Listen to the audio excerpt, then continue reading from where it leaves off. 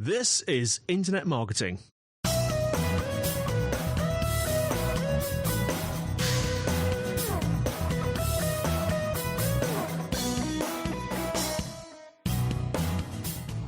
Hello everyone.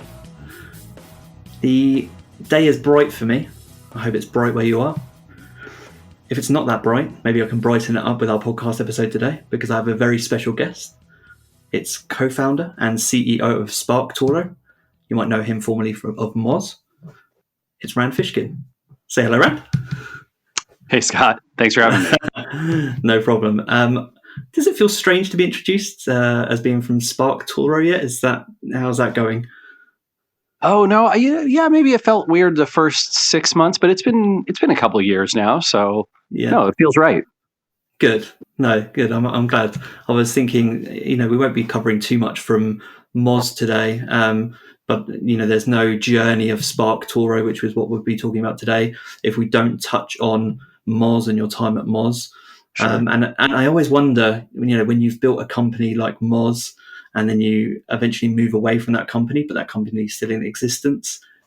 I just wondered, is that weird? Do you find yourself still looking at the website and thinking, oh no, don't do that, or do this? I mean, I did that kind of my last 4 years at the company, so I think no, I've settled into the uncomfortable reality that I don't have the ability to change things at Moz, and so yeah, I just put that energy into SparkToro, which is great. Excellent. And like I said, so we're talking. We won't be talking too much about Moz. If anyone wants to know your history and background to Moz, I'd highly recommend your book, Lost and Founder, which is available pretty much anywhere you can get books. And I think we've already maybe recorded an episode with you historically sometime in the past about Lost and Founder, and recorded with you before, so you can go back and check those episodes. But today is going to be all about SparkToro and your journey so far. As we record this episode, I think it's 3 weeks or so, just moving into the third week. Since SparkToro launched, and I imagine you're experiencing a range of emotions and obstacles and challenges and interests right now. Is that roughly where you're at? A bit of everything? Yeah, that sounds accurate. It's not certainly not the ideal economic environment that we hope to be launching in. Everyone's budgets are way down. Tons of people have their corporate cards pulled. Lots of people have to get approval through finance that didn't 10 weeks ago, and there's a lot of fear and uncertainty in the climate, and I think that is potentially going to get worse before it gets better. So we're just settling in for a long, challenging haul to try and build this thing, but hopefully, if we can survive, we'll come out the other end okay. I'll hold that thought, because I've got kind of plenty of, I guess there's lots of curiosity around launching a product in this time, and we'll go into that. But starting off at the very beginning, so I think it was I remember there was a very heartfelt post from the time when you left Moz. I think that was around February 2018, a couple of years ago now. And what I really want to know and get into is, how then did the idea and development of SparkToro come about? Was audience intelligence something that was on your radar at that time and you wanted to introduce to Moz? Or was it something that came after you kind of exited from Moz at that time? Yeah, it was something I was thinking about my last few years at the company. My co-founder Casey and I had this sort of inspiration from some of the research we had done about how people were solving problems of reaching an audience, especially reaching an audience that didn't search for a product or service, right? So if you're in SEO or you're in search marketing, you as a marketer, you look at the landscape through that lens, right? And I'm sure this has happened to you, Scott, right? You encounter a product or a company where no one's actually searching for what they're selling. Right? They have to basically make people aware of their solution to this problem, and search is not a good avenue to do that. Some forms of content marketing maybe can get you there a little bit. I think social media marketing is a way to go. Obviously, folks have turned to influencer marketing. Brand advertising has been around for a long time, but it's just it's just a big challenge. And when we looked at, trying to solve that problem, we found it was an oddly empty space. Like that one challenging question of how do I reach my audience through the channels they already pay attention to is confounding. Just finding the channels that they pay attention to, right? What if I want to go and find owners of auto detailing shops in the United States and reach them?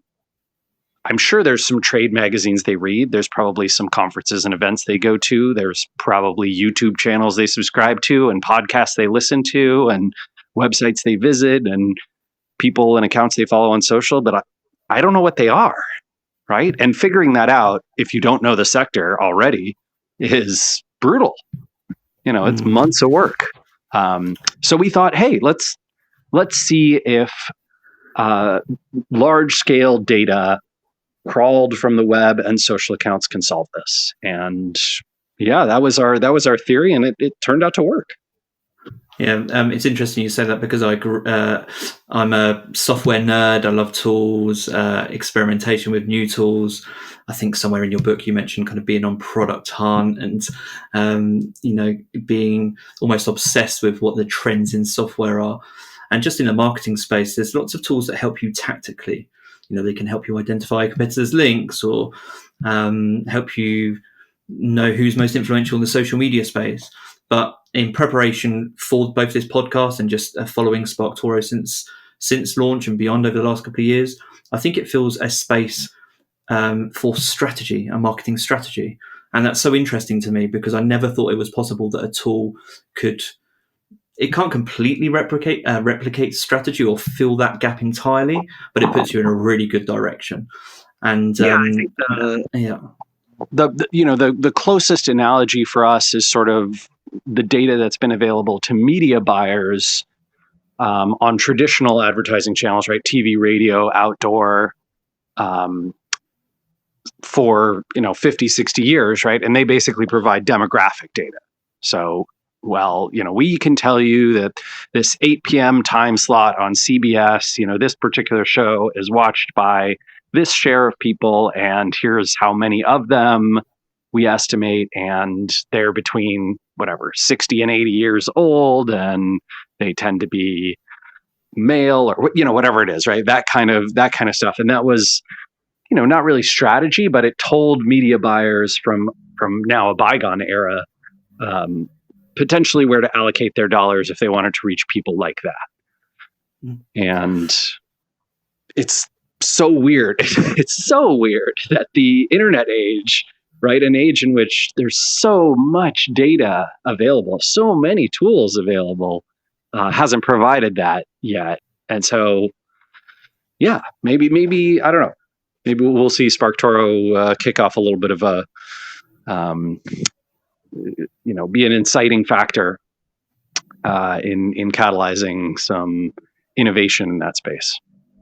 I found it immensely helpful. I've been using it just for full disclosure. Rand gave me a kind of press review account to help me with the questioning and the topics around this podcast. And I've really enjoyed using it. And outside of this podcast, I've got a ton of feedback and a ton of other stuff to share with you around the product. But I'm really excited for it.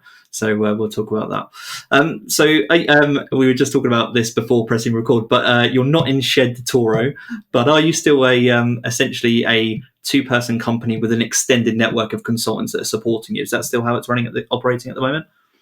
Yeah, pretty much. Just me and Casey. Most of our consultants aren't actively working now that we've launched, but I have a suspicion we'll probably, that'll be an ebb and flow kind of thing.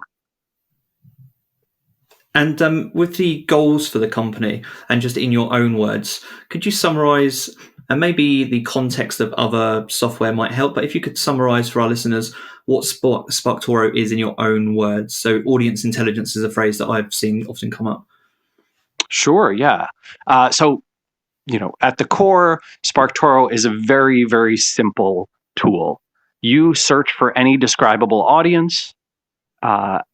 We pull from tens of millions of profiles and billions of individual data points that are crawled from the web and social accounts, and we return to you attributes about that audience.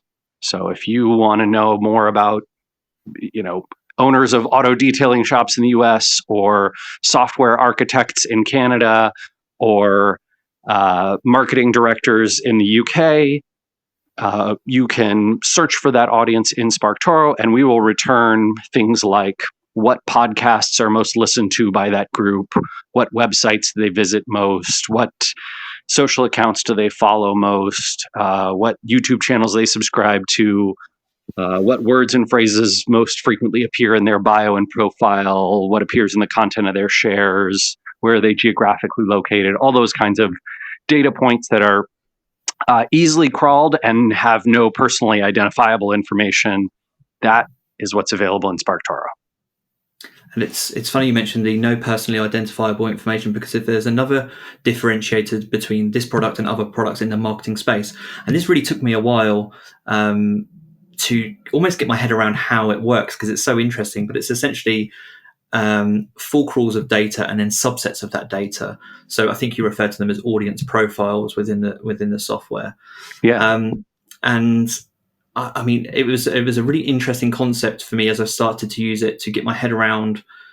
Okay, we're not focusing on specific influencers here. We're focusing on trends in audiences and what they're looking for. And that was really, as soon as I kind of got into that mind space, which was different from other tools that I've used, I was like, this is genius. This can help me understand a little bit more about where I focus my attention in terms of format. Like what we don't want to do, my frustration with most tools that are in, so the influencer marketing space is one that we intentionally want to stay away from, which is why you see so little data, almost no data about Instagram in SparkToro. Early on, we were sort of like, but Instagram has some really cool data. And I think we will eventually get there, but we did not want to be even thought of that way. And so we intentionally don't go deep on Instagram. But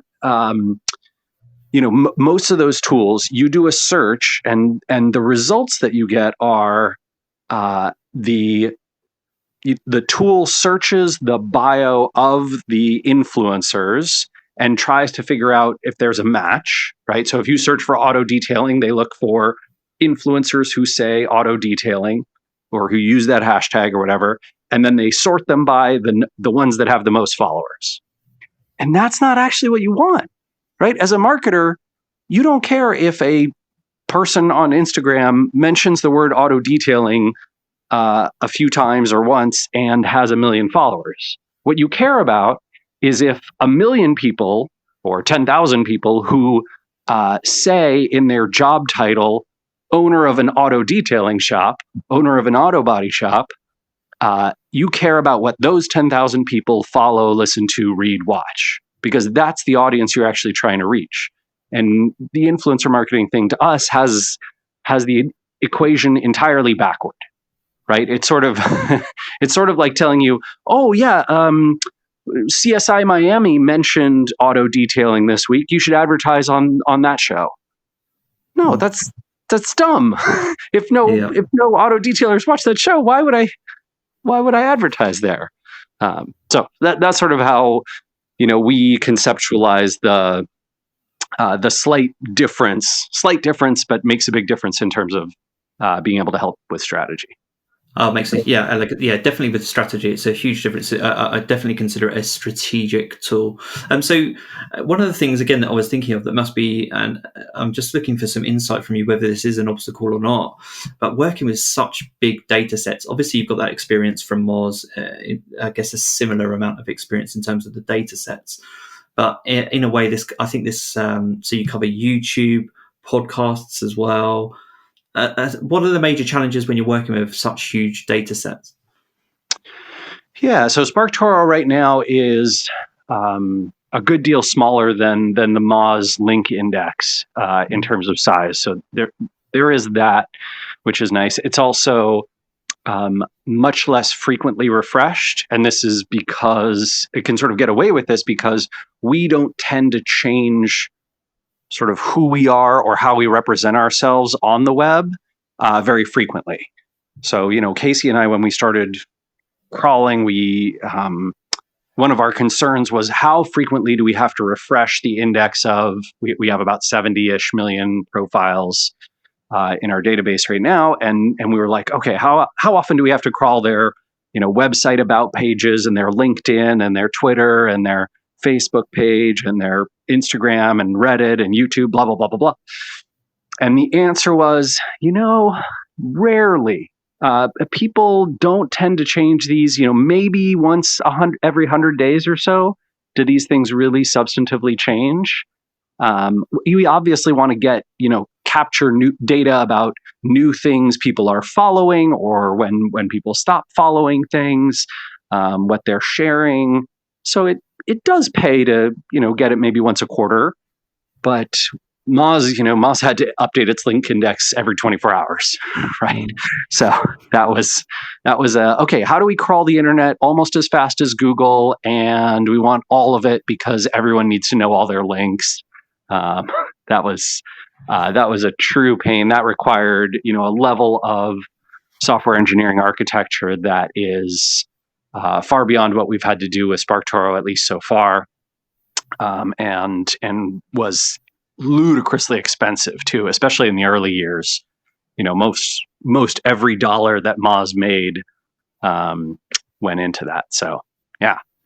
And during the process of creating SparkToro over these last couple of years, have you hit any major obstacles that have made you and Casey sit down and think, is this even going to work? Or has it been fairly smooth since the concept? How's that gone?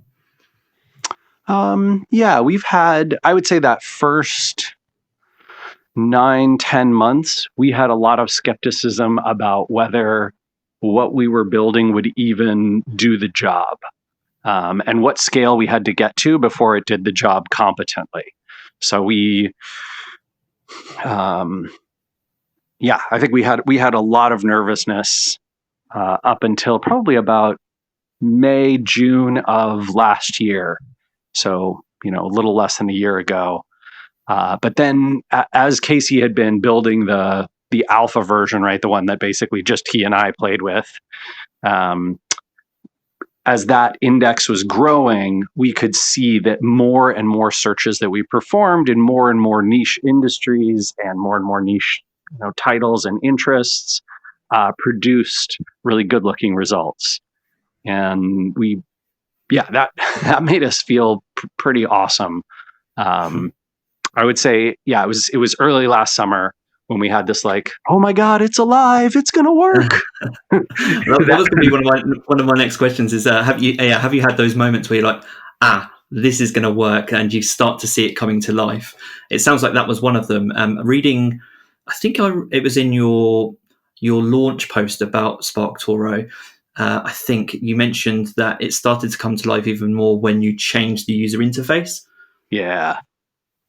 So we had sort of two big changes to the UI. The first big one, which is still in there, is sort of how you can search. There's like these 5 different ways you can search. So you can say, my audience frequently talks about a subject, right? Maybe my audience frequently talks about comic books, or my audience frequently talks about classic cars, or my audience frequently talks about HVAC systems.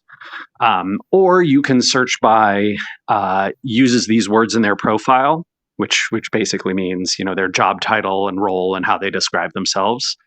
Or you can search by follows a social account or website, or uses a hashtag.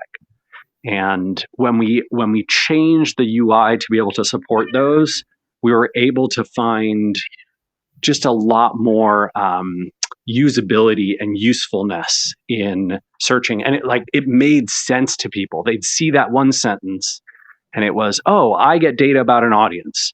And I describe my audience in this sentence. My audience follows the social account, at National Park Service. And then you see all this stuff about people who are outdoorsy and go to parks, right?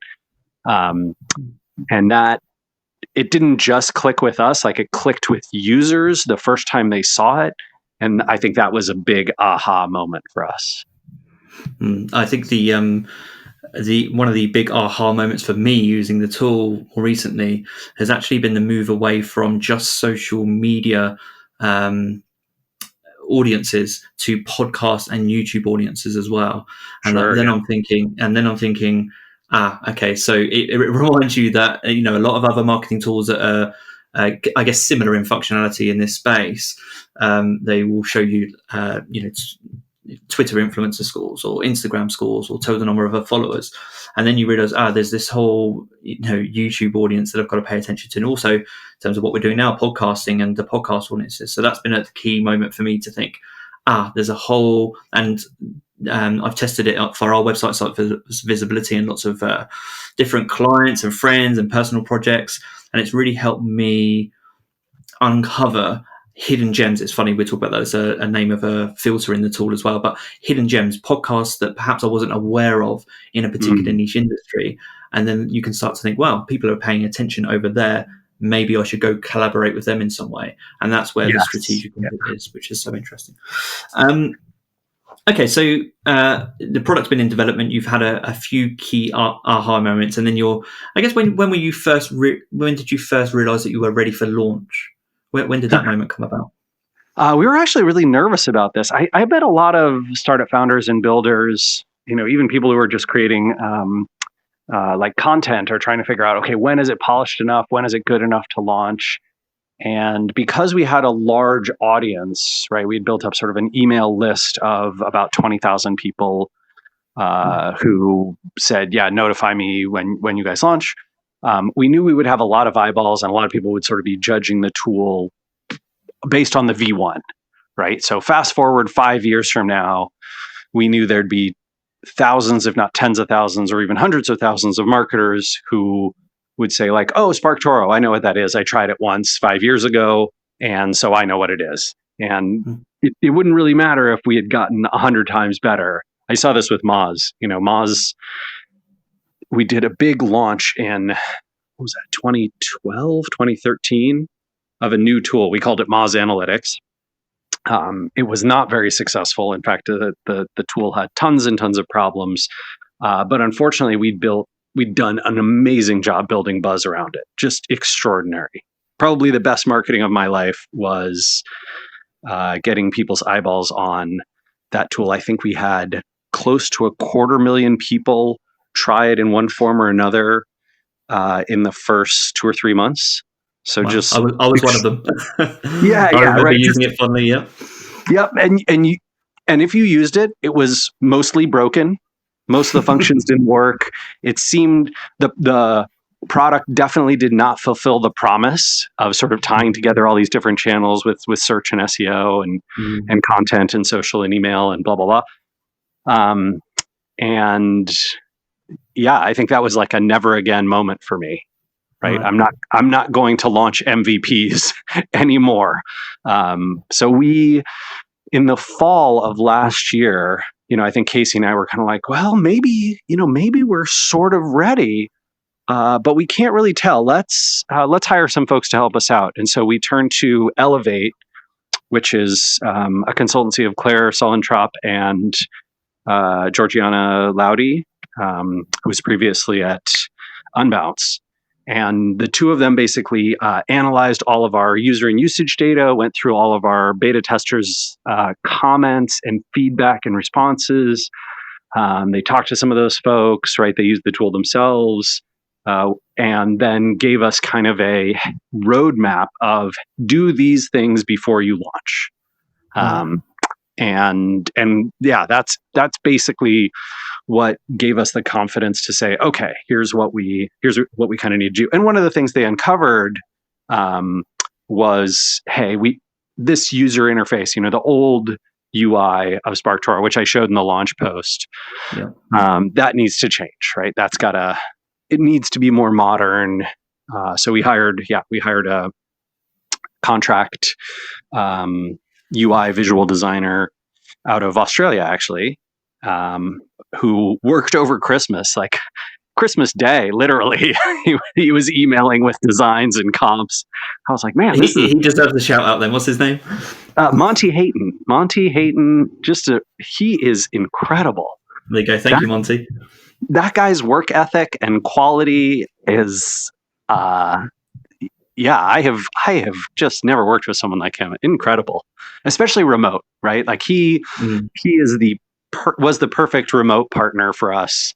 Stylistically worked well with Casey and I. So yeah, just a great match. So he did this, crazy amount of work over the holidays, and then Casey made that into reality in January. And when we had that new version and showed it to Clara and Gia, they were like, "Okay, the only thing you have left to do is sort of email sequences and onboarding." And we decided to launch. But of course, our first early access group was the end of February. Right. After we'd sort of finished beta testing the new UI and gotten the crawlers set up to be refreshing regularly. And that group performed extraordinarily. Like, Scott, it was, I don't know if you remember what life was like before this pandemic, but people had money and they wanted to try things, and like marketers wanted to invest, brands wanted to spend on marketing. It was extraordinary. So we had almost a 5% paid sign up rate from our first early access group, which is nuts. Just incredible. Like, we looked at the rest of the group and we were like, wow, we will beat our year 2 revenue estimates if the rest of our early access group behaves like this group. And then, of course, coronavirus hit, and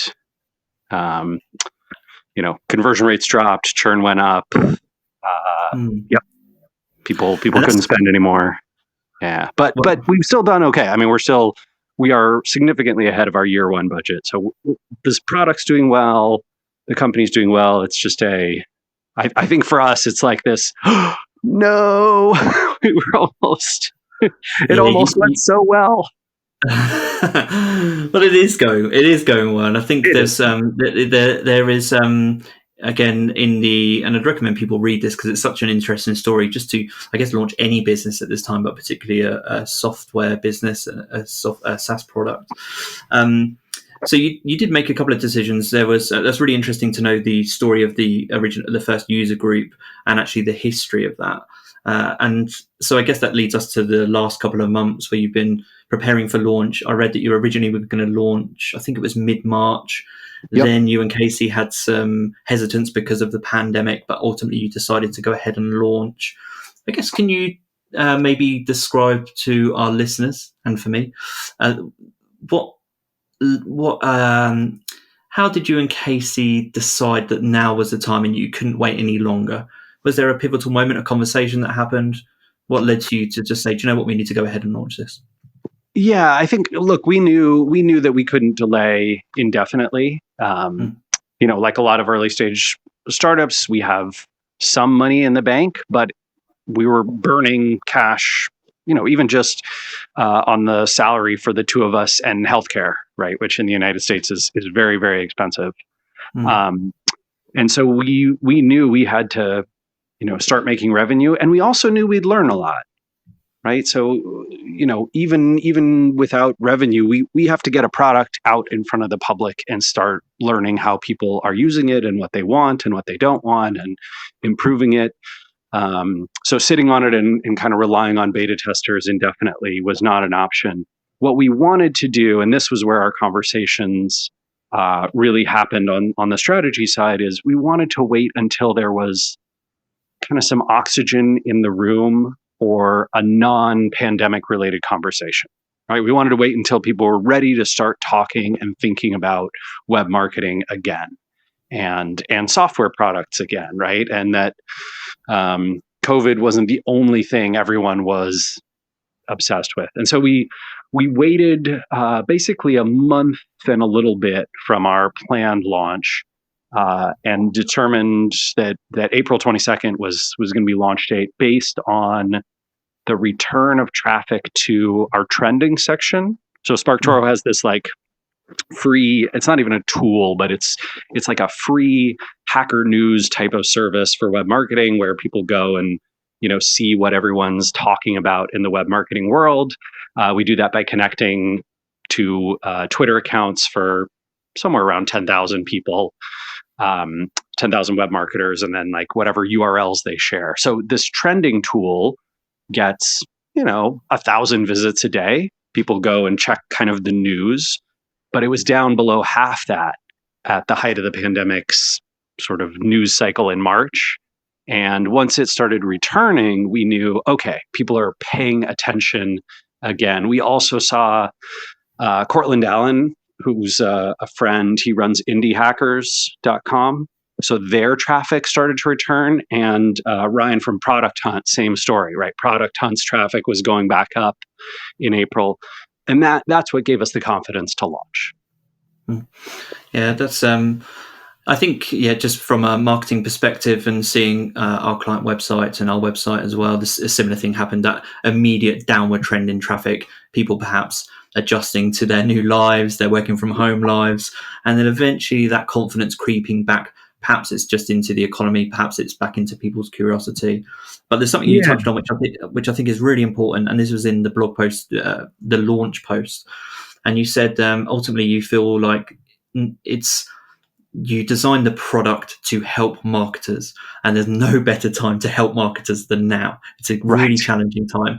And that was something that resonated with me, because I think you're completely right. I'm spending a lot of my time on helping with planning.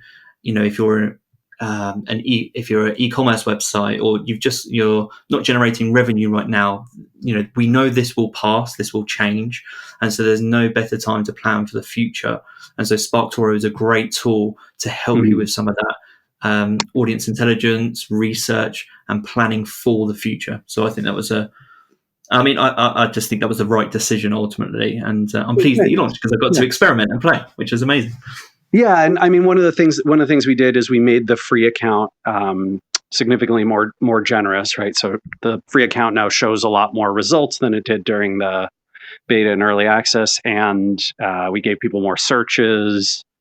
So basically, we kind of had this recognition, like, look, a lot of people are going to potentially try the tool, but we want them to actually be able to get more value out of it, even for free. And so let's launch with a more generous free plan, knowing that a ton of people just don't have the budget to do this thing at the paid level. And I think that was the right move. I don't think it helped our conversion rates. I think we probably would have sold a few more subscriptions if we hadn't done that. But I think it was the right call. And yeah, we did this other thing where we were like, gosh, how do we feel a little better about promoting a marketing software tool? And so we decided we would do this donation program where essentially for everybody who tried the tool, we donated $1. And then one of our investors, the guys from 97th Floor, Chris and Wayne, actually also matched that donation. So what was that, Friday? Yeah, Friday, we sent $20,000 to give directly, which also feels kind of awesome, right? It's sort of I wish I had I'm going to clap.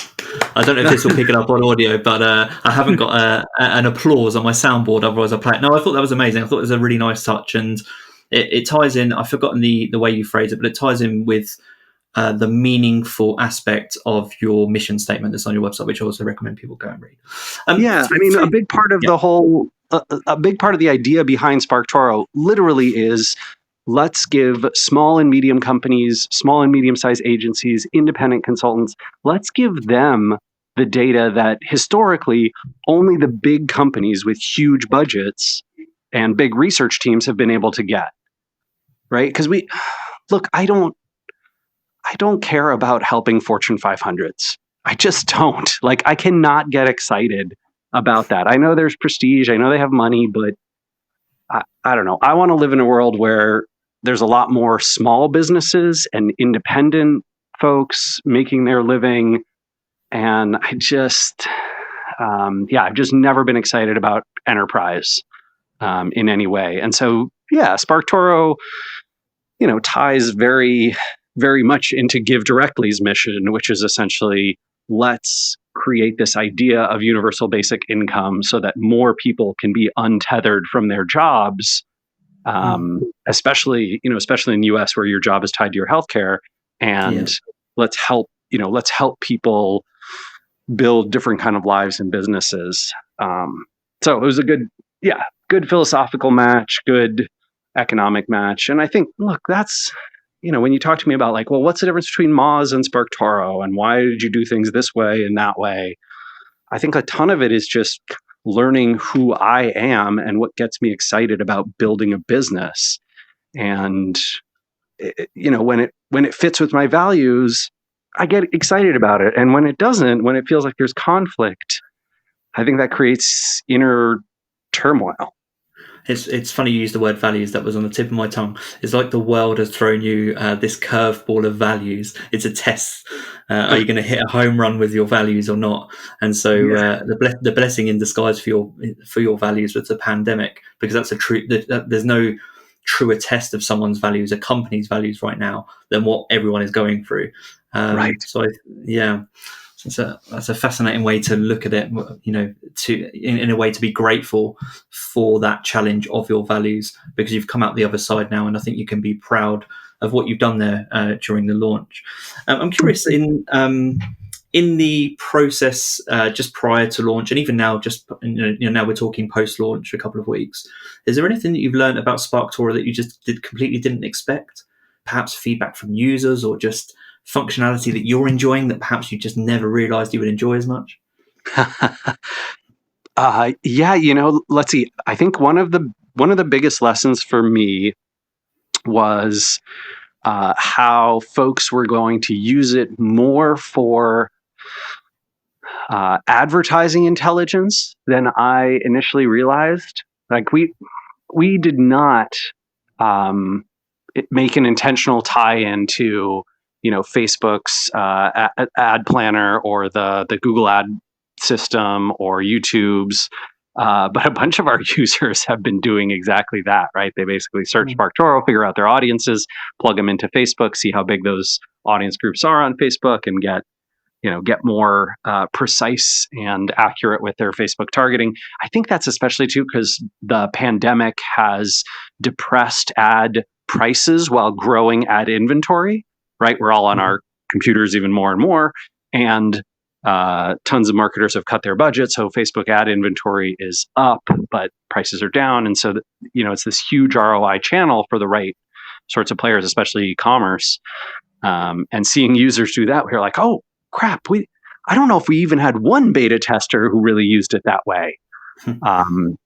So that has definitely been an interesting insight. Another one, I think we had a little bit of this knowledge beforehand, but so many people who don't speak English, who are not from English-speaking countries, are trying the product. And of course, we don't have coverage or support. And so a lot of the support emails we get, a lot of the tweets we get are, when are you coming to, Israel, Egypt, UAE, Turkey, Latin America, South America? I was talking to some folks from Argentina the other day, talking to some folks from Singapore and Taiwan, and just having that like, okay, we want to get there too. Yeah, it's the heart. That must be really difficult to almost. You've got to have the discipline to not launch into, I guess, non-English speaking countries until the time is right. That must be really challenging. Yeah, it's just, first off, we can test in English, like we know what works and doesn't, and we can run a bunch of queries, all that kind of stuff. But testing in, whatever it is, testing in Mandarin, or testing in Turkish, or testing in Cyrillic character sets, or in Hebrew, that is totally beyond our capability, and we would have to recruit folks from those local markets and then get them testing and build those programs, and that requires budget and time. It requires a bunch more crawling and indexing of profiles and setting up all that stuff. So it's just it's one of those, like, you want to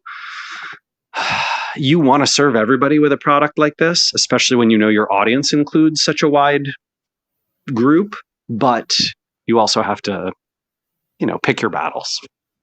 So on this topic, perhaps you could just explain a little bit more about who you think right now SparkToro is a good fit for, and Sure. we touched on the language aspect, but perhaps who you think it's not as well suited to. Yeah. So SparkToro, let's see. An analogy I've been using a lot is SparkToro is great if you want to find what influences real estate agents, but it's terrible if you want to find what influences homeowners. And the reason that is true is because real estate agents self-describe on the internet, right? They put that in their bio, they put it in their title on LinkedIn, they talk about real estate related subjects, whereas homeowners do not self-identify, right? No one has in their bio, not no one, but very, very few people self-describe as a homeowner and like talk about home ownership as their, as an attribute of themselves. People who are interested in comic books talk about comic books. People who are interested in plumbing talk a little less about that. People who are interested in, I don't know, this is a ridiculous example, but let's say non-standard sex kinks. That doesn't happen in public social media very much, right? And so it's tough to find those kinds of audiences. If there's something that's either not talked about because it's too generic, or not talked about because it's shameful, or not something people take pride in, or just boring, but not in a just not in an online discussed kind of way, SparkToro struggles a little bit more. So I think that's kind of where you want to break it up. And look, if you are only serving one audience and you already know that audience extremely well, using SparkToro probably won't tell you all that much that you don't know. You might find, some interesting sources. You probably run a few searches around your audience and maybe you'll get a lot of value there, but you probably don't need more than the free account, right? The people who tend to be paying us for those upgraded accounts are folks like content marketing agencies who they're launching new content in new sectors, targeting new audiences all the time, right? Every week for their clients, they're doing that work. And so they need that data.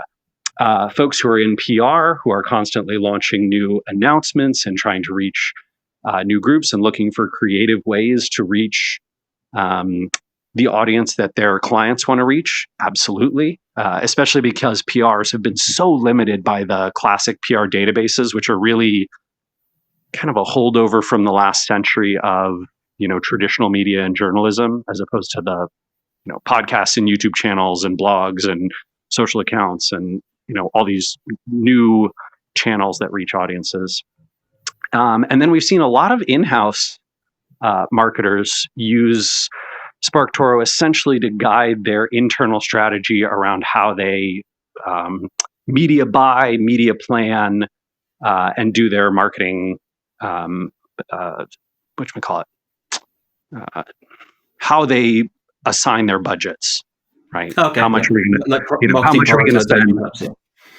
How much are we going to spend on podcast sponsorship? How much are we going to spend on YouTube? What are we going to do in terms of guest content? What are we going to do in terms of website sponsorships? What are we going to do in terms of social outreach and blah, blah, blah, blah, blah. Right. So I think that... one of the most fascinating use cases, which I think you maybe touched upon in there, but I think has been really valuable for me so far, and I think will be even more valuable into the future, is actually testing your own assumptions about your own audience. So putting your own website through the tool and just helping you understand where your audience are hanging out. And it really does open your eyes. Up until now, there's lots of those I think conversations. You sit around a table and I think our audience is this. You may want to market to new audiences, but you've got the analysis of your existing audience. And now SparkToro would actually show you that. And I found that really valuable. And I think it's something that if there's anyone using this tool for the first time, perhaps off the back of this podcast, I'd recommend that you go in, perhaps put your own website through, perhaps a competitor's website, and start looking at the audiences from that angle, because that can be a really interesting starting point to test some of your own assumptions. One of my favorite use cases is the classic CEO in the boardroom situation. Doesn't always have to be a CEO, right? But let's say you're a marketer at an agency, right? Like Light Site Visibility, and you walk into that boardroom and the CMO is there, and he or she says, oh, well, I want to get us in the Wall Street Journal. So let's put together a package that how we're going to get into the Wall Street Journal. And you kind of look at each other like, we know like, we know that's not where our audience is. Why does the CMO want to get there? And it's because the CMO reads the Wall Street Journal. So they think it must be an important place. And until you can bring data to that conversation, right? Until you can say, okay, here's the Wall Street Journal. It's read by 4% of the audience you told us you wanted to reach. Here is this, niche publication, niche trade publication. It's read by 18% of the audience you said you want to reach. Maybe we should prioritize that first, right? And then the CMO goes, I think you're right. that does look like it will have a much higher ROI and get me the bonus that I'm looking for versus the puff piece in the Wall Street Journal. All right, there you go. Put in. You'll appreciate this example. It's just come to mind, actually, you touching on that topic, is I ran site visibility through the tool, and guess who came back as someone we should perhaps collaborate with? Yourself. Right. Sure. And Moz was on there as well, which is fascinating. Which is so surprising, right? Like, those are, myself and Moz, right, sort of well followed in the digital marketing, web marketing industry. And so, that's not to toot my own horn, right? But like, if you can go and plug your site in and see that there is someone in your field who is really, really well followed by the audience that cares about what you're doing, and you can invite them to be a guest on your podcast or to contribute to your website, or you can do some co-marketing together. It doesn't have to be paid, right? This is basically like an opportunity to find real synergy. I don't love that word, but real connections that make sense to your audience and that are going to bring an audience that cares about what I'm doing with SparkToro and what you're doing with site visibility together. And that's kind of what more could you want in marketing? Yeah. So there's a couple of quick tips for people that perhaps are going to use this for the first time after this podcast or have used it recently. Are there any useful tips that you can give for people to get the most out of the tool for their first or second time uses? Sure. Yeah. One thing to really keep in mind with SparkToro is that your first few searches, you might be frustrated about whether you're perfectly reaching the right audience, right? It might be because, you plug in frequently talks about, let's say you're trying to reach owners of classic B&Bs, right? And help them figure out their strategies going forward in a tourism light environment and what they're going to do, right? So you might plug in, my audience frequently talks about bed and breakfasts. And then you realize, shoot, I'm actually getting a bunch of tourism boards back, and they are speaking to the wrong, right, not quite the right audience. And so then you try some other searches. My audience includes in their, uses these words in their profile, B&B. And then you find a bunch of Airbnb owners, and you're like, no, that's not who I wanted. And one really good tip for when you have this frustrating experience of like, I can't quite figure it out, is use a competitor. Doesn't have to be a direct competitor, but just someone who reaches the audience you want to reach. So if you know that the Innkeepers Association of America reaches bed and breakfast owners, you can plug them in as follows the social account or visits the website, and you will get back that audience. And then you can start to identify more sources and use them as the input. So that kind of competitive source is often a way to circumvent I don't have a great or perfect way to describe my audience in a few words. You can use a group that already captures them. Yeah, as an additional tip, just following on from that point, is what I've found is that for websites that perhaps don't receive a lot of traffic, perhaps they're not well linked, but they have a good social following, is don't be disheartened if you put through your website or a competitor's website in I think it's frequently visits this website, and instead perhaps put their Twitter handle through or their Instagram URL through. Facebook, and you can still, or Facebook, and you can still draw insights that way. And I found that particularly useful for websites that perhaps you didn't have a lot of data on, but social accounts that you did. And that's a great one. Insight. Yeah, because this is basically we only show data about a website if someone has shared or linked to or engaged with a share or a link to a website more than once. And so if your website isn't kind of popular in the in the social and web graph, you will oftentimes not have much data. I had this happen to me yesterday with someone from the who was trying to reach the Quebec people, basically visitors to Quebec, and we were like, yeah, we have like 60 people who've ever shared the website for this particular province or engaged with a share of that website. But you plug in their social account, and we had a few thousand people, and so that made for much better data. Yeah, that's an amazing use case. And in terms of, I guess now we are 3 weeks post launch. How are you spending your time? What happens post launch? What are you finding you're spending most of your time on?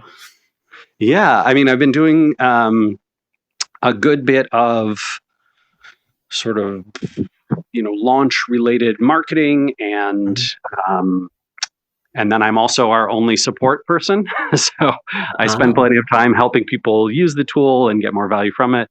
Talk to a bunch of folks who are kind of interested in API and business development stuff. Have been particularly busy the last few weeks. I agreed to do a lot of webinars, including a few for charity. I think when the pandemic hit, I was, like everybody, broadsided, but just wanted to help, and so I agreed to. I was telling my wife Geraldine that, like, I agreed to do everything, right? Anything anybody asked me to do, I just said yes. Like, how can I help? How can I help? And the last few weeks, that's come back to bite me a little bit, just in terms of having very limited time. And but yeah, I think should be coming out of that in the next few weeks, and then we'll be thinking a little more long term about SparkToro and what are we going to build for the next few iterations? What's really valuable to customers, and then. Yeah, hopefully have more new stuff to show this summer. On that note, in terms of feature requests, that's something that always fascinates me. I always love to know what's behind the scenes when it comes to feature requests. So I guess 2 questions here. What has been your most requested feature so far? And maybe if you could speak a little bit on that.